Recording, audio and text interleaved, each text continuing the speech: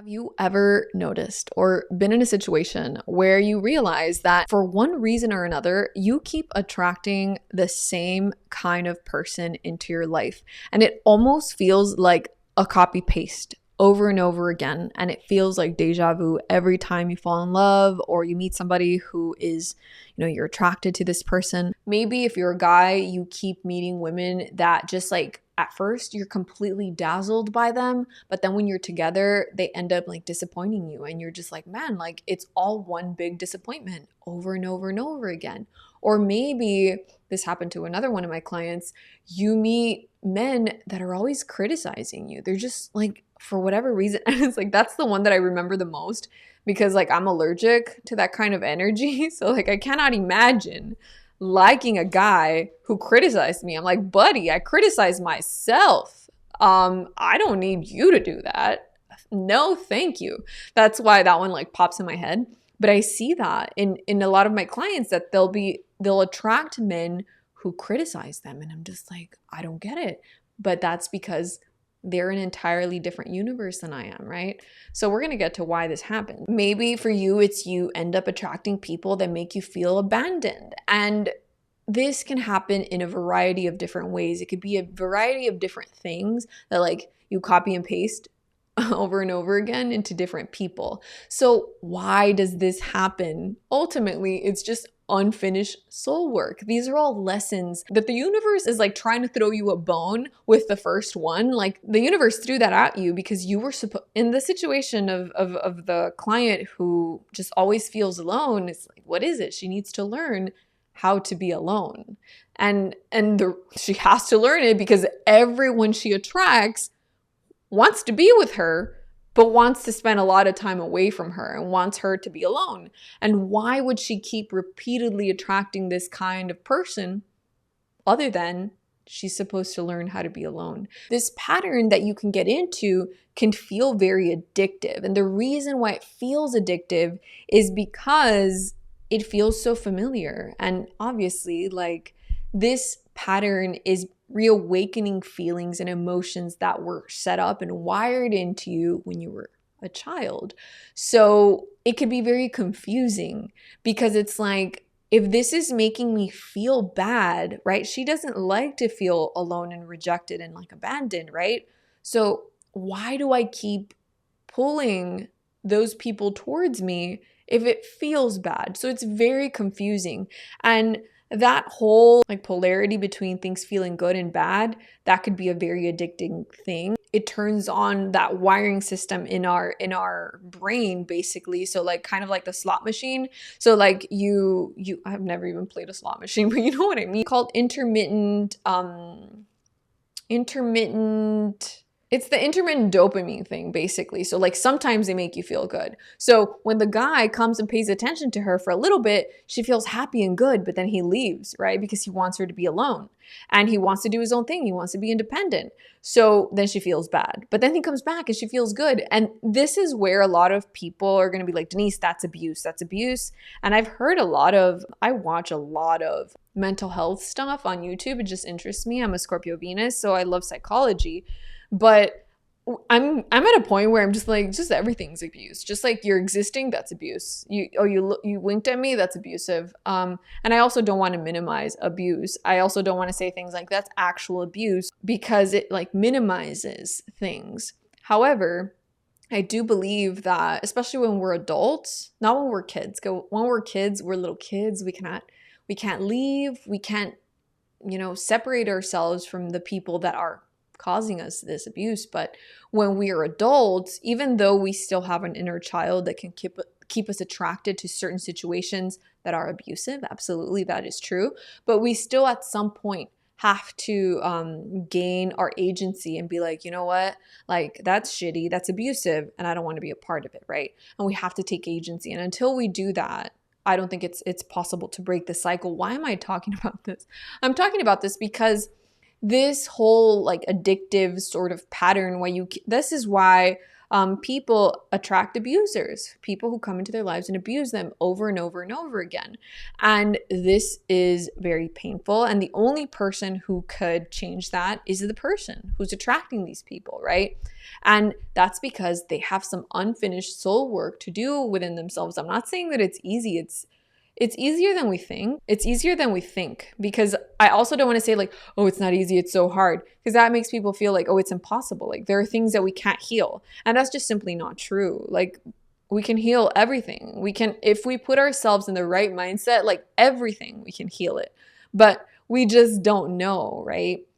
And so that's also why I'm talking about this, because it could go from something as simple as like you attract jerks to like you attract abusers. Like you can actually attract abusers, and the common denominator is you.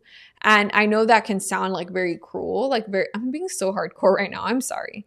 But it's true. Like you can attract just like jerks that are like critical, or like women that like use you and just like want your money. But if you keep attracting that same woman over and over again, you could just be like, yeah, like they're gold diggers, and maybe they are, but like the common denominator is you.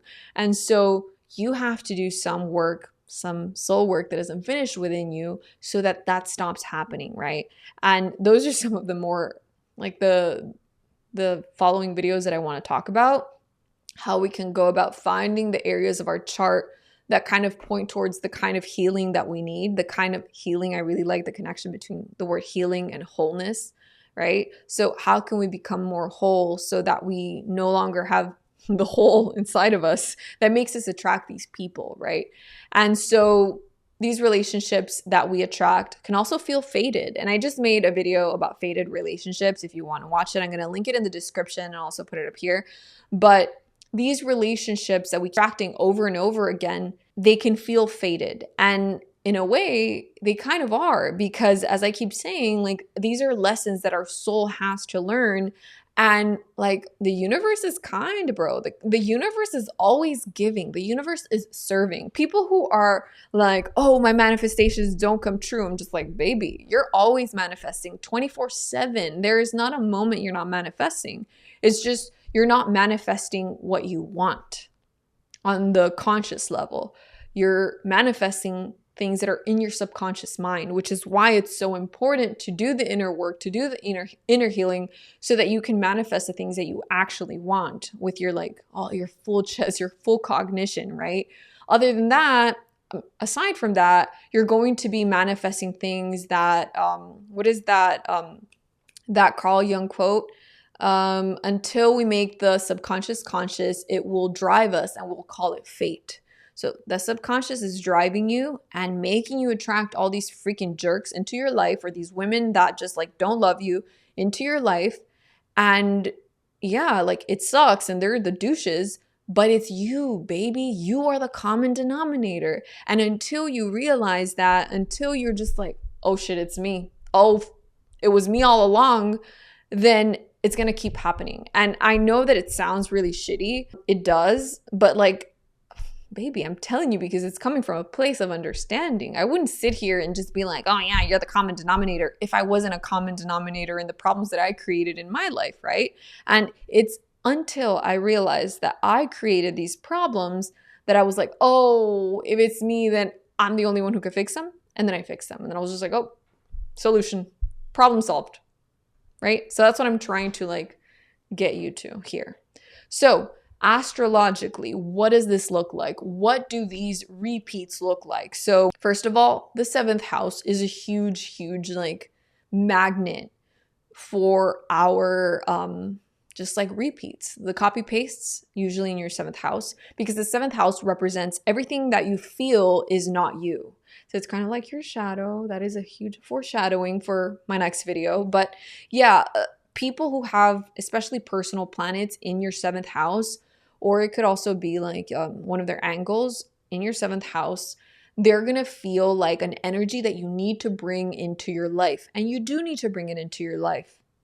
You need to bring it into yourself. You need to bring it out of yourself. And the way that you do that is by attracting these people. And what you're supposed to do there is learn how to have a healthy version of what they're doing. So for example, I keep using the whole like abusive and jerk example, right? So like maybe you attract jerks because you are a pushover. Maybe you are a doormat, and maybe you need to be a little bit more of a jerk, and that's why you attract these jerks. And see, like there's a healthy version of jerk. It's called being assertive and being like knowing what you want and wanting what you want, letting yourself want what you want, right? And it seems like the most basic thing, but some people need to learn that. Some people need to learn that it's okay to say yes to themselves. And so they attract people into their life who are always saying yes to only themselves. And until you realize that that's what you're doing, you're going to keep doing it. Astrologically, it could also be Pluto. And again, Pluto wants to transform you. Pluto, it depends on how your natal chart is configured, but Pluto can also come into your life to teach you these things that your soul is just like urging to learn, right? Pluto really represents like our deep urges to transform and to be reborn. Venus aspects, Mars aspects. Venus in hetero men can represent the kind of like, is it anima that we're attracted to and that we see and we're just like, oh my God, that is everything. That is the goddess. That is her. That is she. So they're attracted to that, but really what they're trying to learn is that they have that inside of themselves. And women, hetero women, it could be Mars. But honestly, it just depends how your chart is configured. Sometimes you attract your Mars, sometimes you attract your Venus. It depends. You attract both really at the end of the day. It just depends which one is more of a like foundational lesson for you. Maybe it's both, right? But pay attention to these patterns and try to see which planet's connected to. It's very interesting and it could be very helpful. So Mars in a heterosexual woman's life could show you the kind of men that you attract. If you're a Mars Neptune, you can attract disappointments because, you know, especially in the hard angles, Neptune can be a huge disappointment. But why? Why is it disappointing? That's for another video. We're going to talk about that in a separate video. It deserves a whole video. Sometimes the South Node is involved too, because there are things from a past life, from your wiring, from your monkey brain, from your more primate brain that you need to iron out. And the way to do that is through relationships. So also pay attention to transits, because when our chart is being activated in a particular way, so maybe we're having a very Pluto sort of period, you're going to attract relationships that are very Plutonic in nature. Or if it's Neptune, if you're going through a big Neptune transit, then you're going to attract situations that are highly Neptunian, because that is when Neptune is on the board for you to learn. That's when Pluto is on the board for you to learn. There's so much. There's so much to learn in life, and we don't have we actually do have time to learn all of it actually, but you have to pay attention to when that's on the board, when I'm meant to learn that, right? So you could love Neptune all you want and just think it's amazing, but you're just not going through a Neptune period. And so, I mean, you could pull that energy like consciously and try to attract it, but it's nothing like when it's actually like that is what's on the board for you, baby. So that's when you're meant to be learning. What do we learn through Neptune? Ultimately, it's spiritual abundance, but it's through a lot of suffering that you're going to get to the spiritual abundance. You just don't just arrive there at nirvana. You really have to learn how to work through all the stuff that is beneath that part of the pyramid. So the bigger picture here is that we have a soul contract to learn this specific kind of lesson, and we're going to learn it one way or another, or we're going to keep like attracting these people, or you're going to keep attracting these selfish people, or these people who want to use you. You're going to keep attracting them until you learn. And it doesn't matter where you move to. You could be here, you can move to China, you can move to Guatemala, you can move to Peru. Anywhere that you move, you're going to attract the same person, because that is a lesson that you have to learn.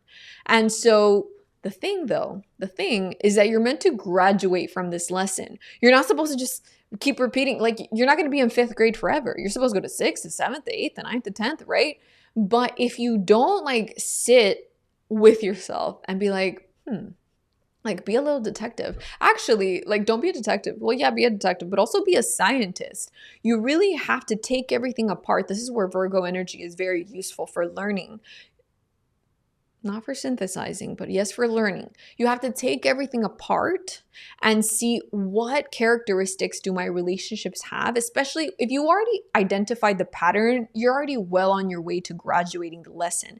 And then once you graduate that lesson, you will no longer attract that asshole. You will no longer attract that person who wants to use you. You will no longer attract the person who makes you feel alone. Why? Because you're going to feel whole all by yourself. But that's a whole other thing. That's for another video. How do you break the cycle? As I already hinted at, first you have to identify that it is a cycle. And then once you kind of like wake yourself up from that, you're no longer on autopilot. And that's when the whole like, you're no longer operating from your subconscious mind, right? You're no longer just letting like fate just like pull you. It's like you're a little freaking puppet and you're just being dragged along and you're just doing exactly what the programming says. Once you're just like, oh shit, there's programming. Like there's programming going on here. I have to wake myself up. I see the pattern. It's freaky as hell. When you learn to detach yourself from your ego just for a freaking second and you see that there's all of this programming, that is when that's like when you're like tapped in and you're just like, oh shit, I'm a puppet. It's like the freaking Truman here, the Truman Show out here. It's like the Truman Show out here. And everything is set up in such a way so that you learn these lessons. And if you don't learn them, that's okay. They'll put in another character with the same lines. You didn't learn, that's okay. Another character, another character. Oh, you want to move to another state? Move to another state. Move to another country. Move to another planet. And you're going to receive the same lesson because your soul is here to learn a specific set of lessons. And you have to wake up. You have to wake up and be like, oh shit, it's a simulation. Oh, I'm supposed to learn. And once you learn, bro, it's so freeing. It's so liberating. You're going to be so much happier. And, you know, fate is not going to feel like a limiting force anymore. So if you like this video, make sure you also watch the Fated Relationships video. You might like that one. The Shadow and the Natal Chart is also a very important video. And lastly, if you didn't subscribe, you might want to subscribe because we're going to be talking about triggers and how triggers are a huge gift from your higher self. They're a gift from your higher self. You should not learn to ignore your triggers. You should not strive to be unbothered and untriggered. No, that is not the way. The way is to just like be so excited. You're like a scientist on an expedition. What are they called? You're an archaeologist on the mission to uncover the triggers so that you could heal them. You just heal them. And then they're just things that were like lessons or like little trophies for your spiritual evolution. And you just look for them. It's like, where's Waldo? But it's like for triggers. That's how life feels. And it's going to be great. It's going to be amazing. And I'll see you in the next video. Bye.